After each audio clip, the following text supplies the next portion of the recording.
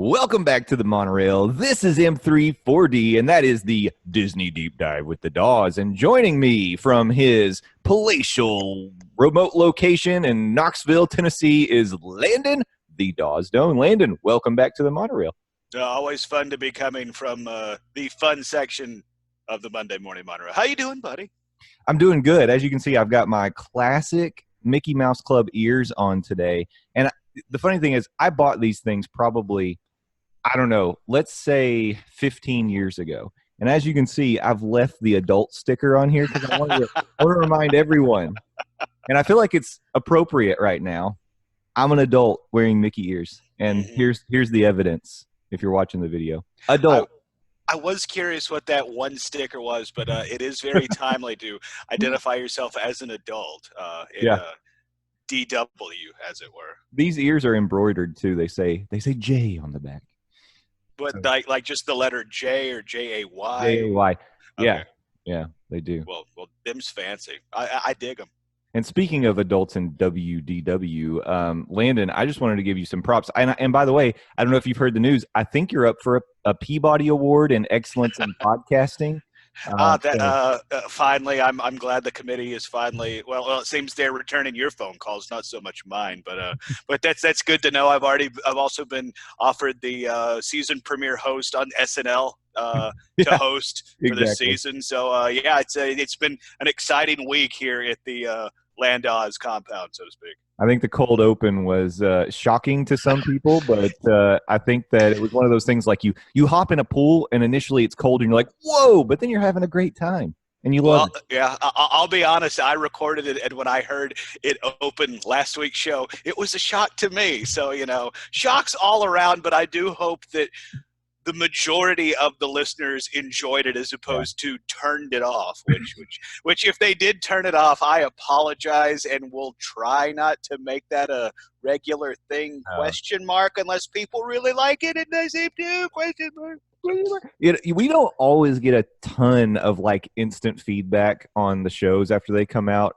This week was an exception, and it was all positive, and it was all like, wow, that was amazing. So I think the majority of people really enjoyed it. And I will say, I debated a little bit putting it either on the front end or post credits. And it's just because even though it's bleeped, I feel like it's right on the border of being maybe a little not family friendly. Yeah, and let me jump in here. That's why I had some eyebrows raised on, my face. Sunburned face this week when I saw 5-year-olds were quoting me. So that was a new feeling. Great parenting, by the way. I really do approve of that. Oh, we're raising the next generation in your image, I think, is what's happening. Okay, that I don't know if I can get behind, but I appreciate the enthusiasm. But I just wanted to say that I went with it because it was too funny not to. And I think, of course, we're not going to do this kind of thing all the time, but it's fun to throw that sort of thing in every once in a while. So, keep the listeners on their toes. And I hope it didn't offend any ears or anything. But it was a lot of fun. And that's what this show is about. We're supposed to be having fun and enjoying. And I do want to say, shout out to the Dillos at Dillos Diz. That's Dillos with an S, Diz with a Z. On their Thursday theme park Thursday with Dillos Diz episode. I thought it dropped on a Wednesday this week. It was early, but they addressed the source of this conversation in an article that was written in the New York Post, and I just want to say they did a great job talking about it. And their message, I 100% agree with, is that really, why judge people? Why judge anyone? We're all in this together, guys. Who cares what your background is, where you're coming from, who you are? Just try to have a little patience and just relax and remember that you're in the most magical place on earth. But even outside of that, let's have a little understanding and erase the hate. That's all I'm saying. Yeah, I like it, but don't take Aiden's Mickey pretzel. Don't do it, because that is the one thing we don't do.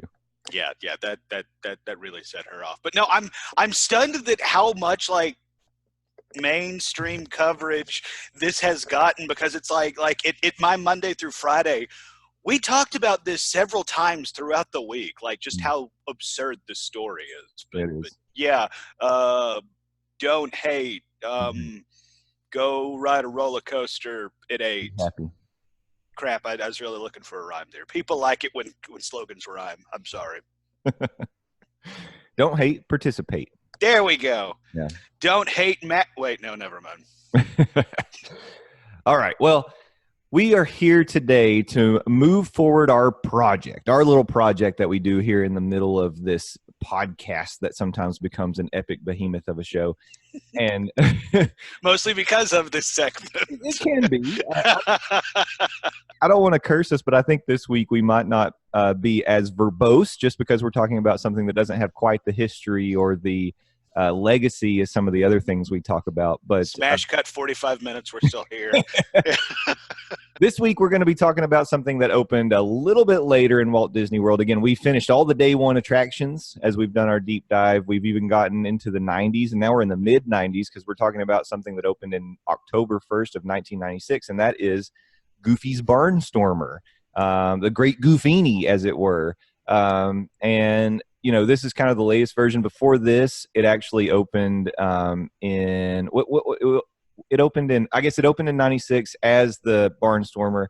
It introduced the Great Goofini in 2012. So it's been the Barnstormer since 96. And we're going to talk a little bit about the ride, but I kind of think the history of what was going on here before we had the Barnstormer is maybe a little bit more interesting. Mm-hmm. Yeah. Talk about that too. But let's just give you an overview. So what is it? It's a kid's roller coaster. It's a junior roller coaster. Mm-hmm. That is how it's described, a junior roller coaster. Before we started rolling, Jay talked about this is a starter roller coaster. This is to get the taste of roller coaster in the young one's mouth, so as they grow up, they're not as intimidated by Space Mountain or Big Thunder or Rock and Roller Coaster. Yeah, be like, hey, yeah, it's a roller coaster. Remember, you did Barnstormer, so you're cool. You're bigger. Let's go to a bigger coaster. Exactly. Yeah. It is located in Fantasyland at the Magic Kingdom Park, and it takes flight over the Storybook Circus. The coaster is themed after a stunt airplane, and it's Disney says it's just plain fun. Plane. You see what it did there? Exactly. Because it's an airplane. Sorry. Here's how they describe it. Make your way to an open-air barn where Goofy, known as the Great Goofini, performs his world-famous aerial stunt show. Climb aboard a wacky stunt plane and hold on tight as you take to the skies above Fantasyland.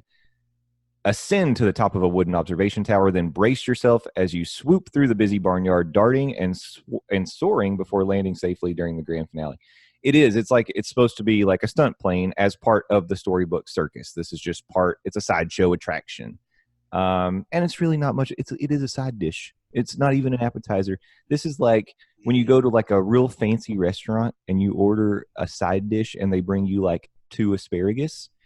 That's kind of what this is, because it's real short. It's just extremely short. You know, you only have to be 35 inches tall to ride this ride. And just as short as the people that ride it is this coaster's experience. I mean, seriously, it's like for preparation for this segment, I'll generally go on YouTube and watch some videos of people riding the attraction and if there's any history. I watched one video of a ride through. It's like, oh, that's it. Okay, clearly this is an incomplete video. I'm gonna go watch it. Oh. Okay, once again, that's it. Okay, all right. Third time's going to be a charm. Clearly, I'm missing. No. It is like literally you go up, little curve, and then you're back. And you're done. Like literally, that's it. Yeah. The me rambling is actually taken longer than the length of this ride. That's the point I'm getting at. This thing is short. Probably could have done it twice. But and that's the crazy thing. Again, before we started recording, you made point on busy days. Mm-hmm. This is a ride this is an attraction that can have a wait that will rival pretty much any of the big hitters at any of the parks, all the way up including Tower of Terror and Flight of Passage. I mean, like you said, 90 minutes for this thing? Yeah. So according to touring plans, a couple of notes they give on busy days. So they do ratings of crowds from 1 to 10. 10 being the busiest day that you can experience in the Magic Kingdom. On a 10, you could wait upwards 80 to 90 minutes for the Barnstormer. For a ride that also, according to touring plans, The load takes more time than the actual ride. The load and the lift hill. Once you get moving from the lift hill, and it's a chain lift, 21 seconds. That's 21 insane. seconds. Oh my God. Okay, I get it. I get it. It's for the cheering. But good Lord, like 21 seconds. Yeah. You're gonna wait 90 minutes? Whew. And we give people crap for waiting a long time for the Seven Dwarves Mine Train. I mean, at this point, that's like an all-day experience compared to what you get on the Barnstormer stuff. Seriously, and at least with Seven Dwarves Mine, they have a pretty cool queue. They have some really awesome animatronics. And then I don't know if you noticed this, it doesn't have that same loop of that song over and over and over again while you're standing in line for this roller coaster. Yeah. So not only do you have to wait 90 minutes for a 21-second roller coaster, you're going to be slowly driven insane by the music. The other thing is the cars are pretty small. Like adults may have trouble getting into the cars with their kids.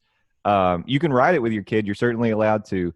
If you can make it into the cart, it tends to be a little jerky and rough. So it's not even good. Like if you're a parent who has back problems, you're not going to want to do this. You're going to want to send the kid. Hopefully you have like an older sibling maybe that can take your kid on the ride, or I don't know, find Goofy and ask him to ride with your kid. There you go. Yeah. Because it does have Fast Pass Plus. So I would say if you are a parent and you know that your kid's going to want to ride this, or maybe you want your kid to ride it because you do want it to be kind of a little introduction. I would understand this. You want your kid's first experience on a roller coaster to be at Disney.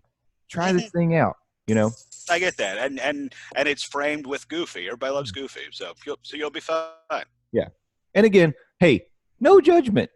If people want to ride this, fine. It's the trade-off of time is all we're talking about. Like, yeah, absolutely, yeah. You're just not getting a lot for what you're waiting for. Is all. Up to 90-minute wait for a 21. Oh my gosh. Oh, yeah. But no judgment. Go back to the conversation we had literally before we started talking about this attraction. No judgment when it comes to anything at Walt Disney World. Yeah, that's right. So, okay, let's go back to the history because I think this is kind of an interesting thing. Before we had the Barnstormer, Barnstormer. Yeah, that's the Barnstormer. Before we had the Barnstormer, we had something called Grandma Duck's Petting Farm from 1988 to 1996, and this was part of Mickey's Toontown. And this was a petting zoo. It sat right where the Barnstormer is now. And it was actually Mickey's Birthday Land section of Fantasyland, which was home to Minnie Moo, a cow that was famous for having a hidden Mickey. Oh, yeah. Mm-hmm. Yeah, that's pretty interesting. Mm-hmm. When they shut the petting zoo down, they ended up relocating Minnie Moo over to Fort Wilderness. So she wasn't like kicked out of Disney. She probably enjoyed her home a little better once she got over to Fort Wilderness. Yeah, she didn't have to hang out in the Magic Kingdom. For you and I, all that'd be amazing. For a cow, probably not so much. It's like, it's really hot here, and I have no money for churros. Yeah, and people keep staring at me and touching me. But yeah, she's no longer with us, unfortunately. Yeah, she is now at Universal Studios. But she got to live out her final years over at Fort Wilderness, which I think is a pretty good way for a cow to spend the rest of its twilight, let's say. Definitely. Yeah. After the Ducks Petting Farm closed in early -- that's when the Magic Kingdom began construction on the Barnstormer. And Mickey's Toontown Fair, I got it wrong. So it was Mickey's Birthday Land and Fantasyland back in 88 to 96. And then as part of Mickey's Toontown Fair, that's when the Barnstormer opened. And it was really more themed as like a farm. And, it even had like a section where the roller coaster kind of went into a barn and there were some animatronic chickens in there. Formerly from the World of Motion attraction. Oh, there you go. Relocated over to the Barnstormer at that time. I always think it's cool when we find these instances of Disney reusing its history in attractions. Yeah. If they're going to shut something down, it's nice when they take pieces of it and put it somewhere else. Mm-hmm. Just like the Three Caballeros over in the Grand Fiesta Tour from Mickey's Musical Review. Is that what it's called? I think that's what. Yeah. Mm-hmm. Yeah. Sounds right. So. Plus, now it's on a podcast, so it's a fact. Here's something that I thought was very interesting, Landon, and it kind of ties back to our personal history, and that is the Barnstormer takes its name from a attraction that used to be part of the now closed Opryland theme park. Yeah, I saw that note when doing some research. I thought that was a really cool, fun wrinkle. I personally don't have any memories of the Opryland Barnstormer, but I'm curious if you do. I don't remember it either, to be honest. But when I was reading this, I learned that there are 3 rides in Disney parks around the world that have taken their name from attractions that used to be in Opryland. This is one of them. I don't remember the Barnstormer. I do remember there was a rock and roller coaster at Opryland. See, I did not, and Yeah. I saw that was one of the names. And then, do you have any memory of the Grizzly River Run, which is apparently at Disney California Adventure? Whatever that is. Must be somewhere like overseas. Yeah, yeah, I think you're right. No, I don't remember the Grizzly River Run at Opryland. But I think it's so cool and interesting, more probably cool for you and I since we're Tennessee boys, more interesting for everybody else, that Disney took 3 names from Opryland. Now, I guess this would have been after Opryland already shut down, correct? Because this opened in October 1st of 96. Uh-huh. Well, I'm looking at Wikipedia, and the last day of operation was December 31st, 1997. So interesting. there is some overlap of them Yeah. being open, but I'm curious if the attractions themselves Did they overlap? Right. That's a good question. And at this point, who's to say?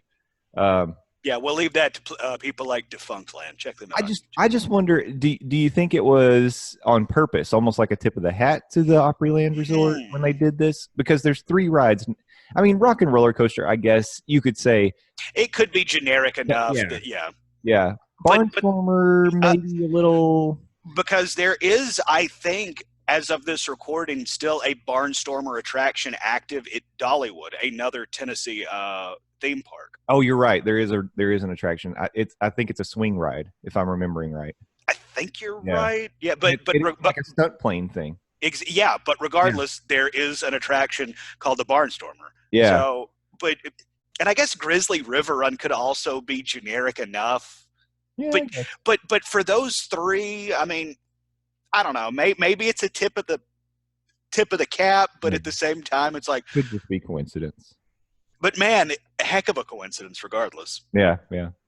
I was trying to remember. I actually rode my very first roller coaster at Opryland, and it was the Wabash Cannonball. Yeah, I love that ride. Yeah, that was it was my first roller coaster to go upside down, is what I should say. That because it had a loop in it. Mm-hmm. I think 1 loop, if I remember right. And so it was the first looping coaster that I ever rode was there in Opryland. And man, I do miss that park. Speaking of parks that closed, I was thinking of another one while we were talking about the Barnstormer, because I really think that the Barnstormer, even the track layout, is similar to what you could have ridden. Back in the olden days, if you'd gone to Pigeon Forge, there used to be a small theme park called Magic World. Yeah, they're up on the okay, holy crap, yeah. And at Magic World, there was a little dragon kiddie coaster. Now, the thing about the dragon was it was very, very short, but you went multiple times. I think you went 3 times around, maybe. But maybe 2, I don't know. And then the other one I was thinking about that kind of it was like a stream of consciousness. The other coaster that I was kind of thinking about, which now that I'm thinking about it, is probably more intense than this one, was, do you remember the Rudolph roller coaster at Santaland? In Cherokee? Yeah. Oh, yes. My dad's sister lived in Cherokee, North Carolina, so we would go to Santaland. Yeah, yeah. I'd completely forgotten about that place. And I don't know why, but this roller coaster kind of just made me think of the Rudolph roller coaster. But I actually think that coaster was a little more intense than this. Also, yes, there was a theme park in North Carolina dedicated year-round to Santa Claus and the North Pole. I think it's still open. I have no doubt it's still open. Let's do a Google search. Yeah. Santaland in North Carolina. Let's see here. Santaland Fun Park. Yep. Still open. Going strong. So if you want to experience a little a creepy theme park, Because I'm telling you, you go any time of the year that it's open, because I don't think it's open year round. Oh yeah, it says reopen May 18th, 2019. So it was closed for a while and then it opened in May. So it must close. I'm sure it closes during like the cold months. Which is ironic because you would think if any time you would want to go to Santa Land, it would be, around Christmas. Exactly. But this is for people who want Christmas in July. Exactly. Yeah. But anyway, that's an interesting experience. If you're ever in the area, go check out Santa Land. I don't know if I dreamed of this part of Santa Land or if this is real, but what I remember when we went was they had these little, you go in these little dark rooms, these houses, they look like little cottages, and you went in and they had the creepiest animatronics I've ever seen in my life, and they would play out little scenes from A Christmas Carol. Mm-hmm. Do you remember that? Yep. That was terrifying. Yeah. Mm-hmm. like some Five Nights at Freddy's stuff. Yeah. Mm-hmm. It's burned into my memory. And well, thankfully it didn't scar you too much with the whole amusement park experience. Right. But it's part of what makes me what I am today. So I'm grateful, I guess. I don't know. All right. Well, obviously we're done talking about the barn. Yeah, I was going to say, you remember like 45 minutes ago when I joked that we were going to be here 45 minutes later still talking? I should have assumed. We'll talk about other stuff. Exactly. Yeah. Though I had no idea we were going to veer off into Opryland, Magic Mountain, Santa's Place. This has been a fun segment of M34D. It has. What were we talking about?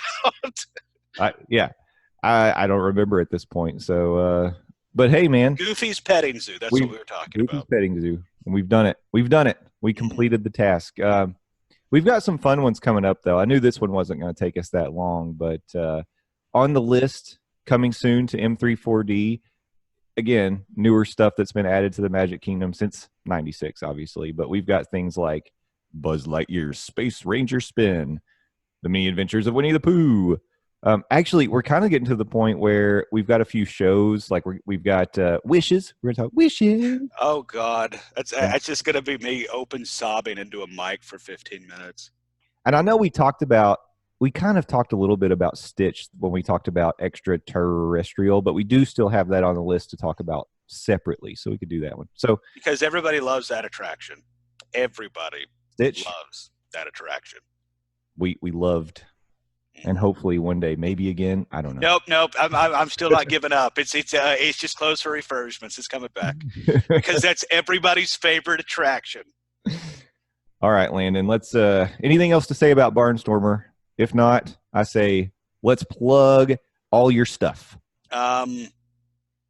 Hold on. I'm going to try and think of something for 21 seconds to prove just again how short the actual no. LANDOZ. Please go follow me. Landon Down. I'm the best. Landon Down, not the rest. Sorry, I got a little sinus thing, so no singing today. But that's where you can follow me on Twitter. I also run a website, buttmunchchips.com. Buttmunchchips. Sit on your butt and munch. Gosh, that wasn't bad. That's where you can find podcasts such as Game of Thrones Talk, a.k.a. Got Talk, or the R&D Project, or Near Fall Radio. But instead of doing that, I would invite you to go search all of those terms into the iTunes store separately. But I mean, I'm not going to tell you how to do your iTunes searches, where you can subscribe to all three of those podcasts. So be sure to subscribe and leave a review. Remember, 5 stars or GTFO. And I'm also on the Phil Show on News Talk 98.7 WOKI radio station here in Knoxville, Tennessee, 6 to 10 a.m. Monday through Friday, streaming worldwide at newstalk987.com. Well, Landon, it's always a pleasure to have you on the show, and we'll do it again next week, talking about some more fun stuff, and who knows, going off on what tangents.